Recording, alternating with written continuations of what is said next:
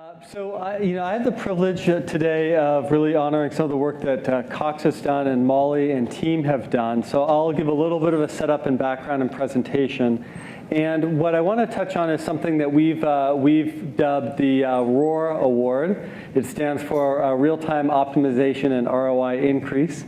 And it really has to do with this transformation from doing marketing mix modeling that was somewhat backwards looking to more of a shift of using the data as the campaigns unfold and making more changes, working tightly with the marketing organization, their agencies, and their other partners in the ecosystem to try to move a lot faster. And the reason why is when Joel talked to me about this event, I thought this would be great to highlight, is I think there's some important lessons. Some are methodological, but most of them are organizational. And Mollie has really been phenomenal in her organization about trying to get an organization to move faster. And so, just to give you a little bit of background, they were able to achieve 22% improvement in marketing ROI. That we've watched their ROI climb over the 5 years that we've been working together, and each year they're able to get stronger and stronger. So I'll give you a little bit of an overview and a bit about the methodology, and then I'll hand it to Mollie to talk about the implementation at Cox and how they took insights to action. So from a background standpoint, if you're interested in more information, we can take you through the deeper dive of the methodology. But to give you a high-level view, this is about marketing attribution and figuring out the impact and role of each impression. Cox Communications is located here in Atlanta, and they are a multi-billion-dollar telecommunications company. They have a portfolio of different products. And so oftentimes the decision that's being made by the analytics system is what message to put in front of which consumers, and that's going to maximize their overall business results. And the tension oftentimes is that if I promote a new product or a new price point, that may upset the installed base and could run the risk of increasing churn. And so the challenge is how do you grow the business while at the same time retaining the customers in a highly competitive environment with lots of different products and offerings to put in front of. Cox uses a lot of different forms of advertising. It truly is an omni-channel marketer, paid, owned, and earned media. A lot of our focus has been on the getting the paid part of it right first, and we're beginning to transition into a focus on the paid elements and looking at that holistically in the organization.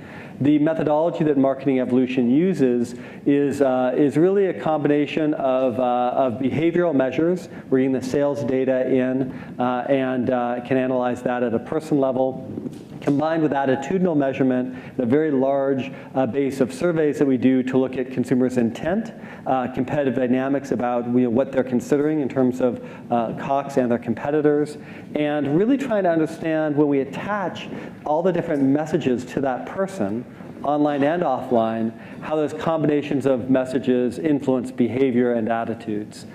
We use, wherever possible, control and expose design to really validate the methodology, but we're also using different statistical procedures to do the attributed impact. Our role really is that of ROI coaches to try to look at delivering the results, but also to partner and say, how do we help move the organization forward? And some of the key metrics are listed up here. And the main reporting that we're doing strategic deep dives is on a 3 times a year basis. And we're increasingly seeing Cox make use of what's called the mission control dashboard, which is where all the data comes in one place, and the recommendations are focused in terms of who should take what action next. So within the media plan, it is a very complicated media plan with lots of moving parts. And so it's a wonderful workout in terms of both the workflow in terms of trying to make sure that you know everything that's happening. And this is really where software, I think, becomes very important and valuable, as does the relationship with the agencies and the marketing organization. In order for us to really get a good feed, it truly is a partnership, and I think Mollie will talk more about that going forward. In terms of the evolution of the analysis, we do create a account plan of what are the learning agenda, and I think one of the first lessons I would suggest beyond the the technical methodology part is really how to work together to really focus the attention on what's going to create the most value. In Q1 2016, you can see what the initiatives were here, and that gets updated each quarter throughout the year. Now I think what's really interesting is up in the top corner you see for the first half of 2017, we're already planning ahead saying, we've measured the effectiveness of the media and the messages at a large scale, but let's actually get down to the individual message level. And to do that required basically a reorganization with the agency on how they were using IIeX codes and basically the individual codes of each individual message. A lot of times in the practice in marketing, marketers buy media, they have a set of messages, and it's up to the discretion of really the media owner with the rotation of where things run. And as we get more precise understanding of which messages influence which consumers, we want that control to actually shift to the agency and the marketer to be very specific about this message should run in this program because it's going to get in front of these people. And to do that, you really need to have message level targeting and coding systems like IIeX put in place. So with that, I will shift over to just a summary of a quick view of the model. The key definition of success, this is another important point, is that we have found that when marketers focus on very short-term oriented objectives and goals, you can optimize that pretty well, but that might not be the best for the business results in the long term. So we initially started with a focus on things like connects, and we learned that really we should be trying to create a lifetime value equation. And so now we optimize on the net gain over a 5-year net present value. And that's much more holistic and much more successful for the overall organization. To do that, you have to have a combination of behavioral data as well as attitudinal data to pull that off. And you need to understand the effects of external factors like the weather and the economy and housing vacancy rates and so forth, as well as all the marketing things that you can control. And that ultimately is what we call the ROI brain, our model, does for Cox. So that, I'll turn it over to Mollie to talk about the journey she's been to get from descriptive analytics to prescriptive analytics. Yeah, so thank you, Rex. So this has been a journey. It's been a lot of fun. Interestingly, if I could just look back at this slide, I think as marketers or marketing researchers, if you classify yourself as a marketer, I'm not sure if those in the room classify themselves as marketers, researchers. Isn't it one and the same, right? Marketing researchers, can't we all be friends? But in any case, I think it's interesting. One of the biggest learnings we had in partnering with Marketing Evolution is focusing more on the what we don't control and really isolating what is your marketing impacting. And knowing that, and we know with relative certainty that about 34% of what we do in a given, or what happens in our business has been impacted by what the marketing team is orchestrating.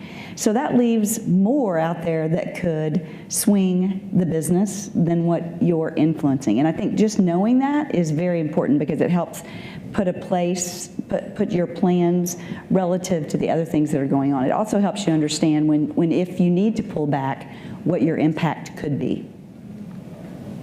And I probably did something very wrong there. There we go. So this, applying what we know. So we took the work that Rex and his team have done, and the descriptive analytics and the diagnostic. We find out what happened, why did it happen, and what will happen. And over that 4-year period that we've been building these models together, then we've gotten pretty good at knowing, particularly seasonality in our business, when and where we can double down, so to speak, because we don't have an unlimited pocketbook. So it's real important we're making trade-offs in every decision that we make, and many of which are not necessarily marketing trade-offs. So we may decide that we're going to double down on the customer experience, which may dictate a new box in the home or a better Wi-Fi experience with their broadband internet. That's going to take dollars, and we need to understand if the only place we can fund that is from marketing, where do we take back that marketing investment so that it has the least impact, negative impact? And so we've really been able to use this to help not only optimize within marketing, but optimize across our different functional areas. I bring this up just for really, not for you to memorize who this is, but it's a reminder to me to make sure that you understand organization. When we started with Rex and team 4 years ago, We had a very decentralized culture, and we have 25, I think one of the slides says 25 DMAs, or marketing areas, that we have homes past ability to serve. And they're all over the country, and they're not necessarily, they're clustered, but they definitely, there's some in the central part of America, there's some in the west, and there's some in the east. So very different topologies, and we had region-specific marketing teams. We had started getting these insights from Marketing Evolution as early as 2012 and 2013. Structurally, we still led the organization from marketing very decentralized. So the insights were going to teams. Some teams were acting upon those insights, and some were not, because guess where the marketing money was still held? In the regions. And I'm really just trying to make sure everybody knows it's the research, it's the application of the research, and then it's actually implementation. And implementation almost always follows the money and who has the control or authority. Once we change that, and this new structure represents that, when we made this change, my team, which is on these two slides, it consists of planning and a media COE, reporting and analytics, operational reporting and analytics. Those people came together in what we call one enterprise team. Now, these folks live across every one of the regions we serve, so we're a virtual team, but there's one person, myself, who is managing the money. And so guess what? I am ensuring that the insights that the Marketing Evolution modeling is doing are actually getting applied. And we had a little lab that we could view and see for those markets who were bought into the Marketing Evolution data and had been applying it, we saw next to no lift in that first year when we were applying these learnings universally. The markets who had very different opinions and maybe different sets of data that they were using historically to guide their decisions, we saw the greatest lift. So it was really interesting that we were able to have a little test market, an unplanned test, and that helped, I think, build confidence in the overall organization of what we're doing together. This RACI is really nothing more than, once you do have the organization and the structure that you can actually implement on the insights that you're seeing, then you need to make sure you understand who's responsible and accountable, who you should be consulting and informing, because this is a very complex environment. In email alone, which is insignificant as a percentage of the investment that we make on an annual basis, we hit 2 million homes a week, 2 million messages a week. So you can imagine, multiply that to those tactics, which are 100 or 1,000 fold that, you've got a lot of things that are touching consumers, and you have to really understand and orchestrate all those potential intersections. That's where you have to make sure that you've got a RACI and everyone knows what we're doing, because you can end up communicating something that's a very powerful communication. You just hit the consumer at the wrong time. For example, upgrade your internet, double your speed when they've been out of service for 76 hours. That's not necessarily the best time to ask for them to increase their spend. And then I believe at that point, we're going to shift back over to Rex. Are you? Sure. So ultimately, the organizational part, I think, is phenomenally important in terms of mapping that out. What we've been moving towards is software that keeps track of who in the organization is responsible for what types of decisions, and moving more and more towards a place where the technology, as it finds patterns, is pushing those to the right people. We still use quite a lot of human meetings and face-to-face and go-to-meeting calls to look at the data, look at the dashboard together. But we are increasingly seeing the role of the computer to pay attention to who needs to get what insight at what time, and combine information like an outage with a, hey, maybe we should hold off on that marketing communication, because we know that that combination of variables is not a good combination. But this other combination is a good combination of variables, so maybe now you should spend more in this area. We think that technology becomes a very important way of speeding up those findings and those insights. As Mollie mentioned, the lab, somewhat unintended, but a good value was having some people applying the results and others not, has led us to really think about how we build in control groups throughout the overall process. One of the early patents that Marketing Evolution was issued was for continuous application of design of experiments, and we are embedding that in so that as results are applied, there are some holdouts to validate how much upside really occurred. Some of that has given us this waterfall chart that lets us know that we've generated about 98 million in incremental value over the course of the year, and this was the year in which Cox won the award. This was one of the larger, getting almost $100 million worth of value out of applying the data and information, was a great reason to honor them with that ROI increase award. And it came from a number of different areas. I won't break down each of what we did in this case, but we do also look forward into the next year and see that as we get more and more detailed, with more and more information on individual ads and creative executions through the IIeX code transition as one example, we think that this is a very repeatable and sustainable increase. So my belief is that there's about, the next 3 to 5 years will represent this window of opportunity for marketers like Cox that are further ahead of the curve and are getting more and more detailed with their attribution, and very importantly, aligned with the organization to be able to act on it, where they will significantly outpace the competitors that either, number one, have not been as detailed or as agile with their analytics, or number two, haven't aligned their organization in a way to be able to use and apply that information. I think those two pieces are the key to success. So with that, we've learned a lot. We have a lot more to learn as we move forward in our analysis. And congratulations to you and your team and your leadership in moving the organization forward. So that, I think we'll have time to take a question or two, and then we'll hand it back to Joel.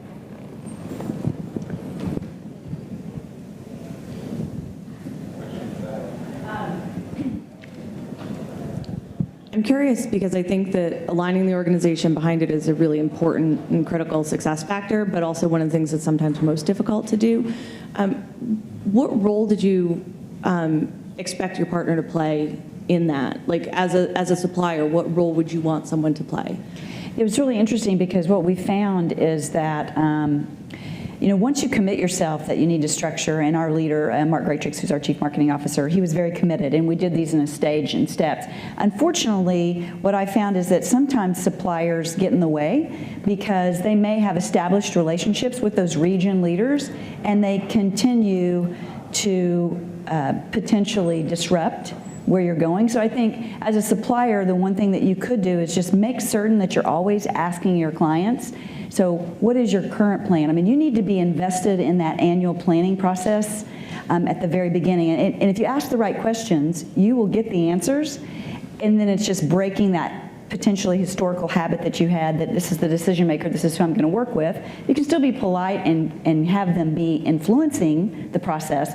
But I just found a lot of long-term relationships were probably, the biggest inhibitor of our success. It's probably what took us the longest amount of time, because in this journey, your suppliers have to be right next to you. I mean, especially our media agency. And it was nice because once we found out that was a miss on our part, so we went on a tour, if you will, and brought those agency partners along.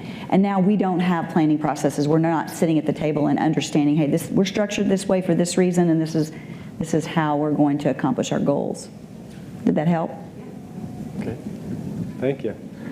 And Joel, I know that I see the time is up, so I'll hand this back to you. Thank you, everyone. Happy to talk afterwards.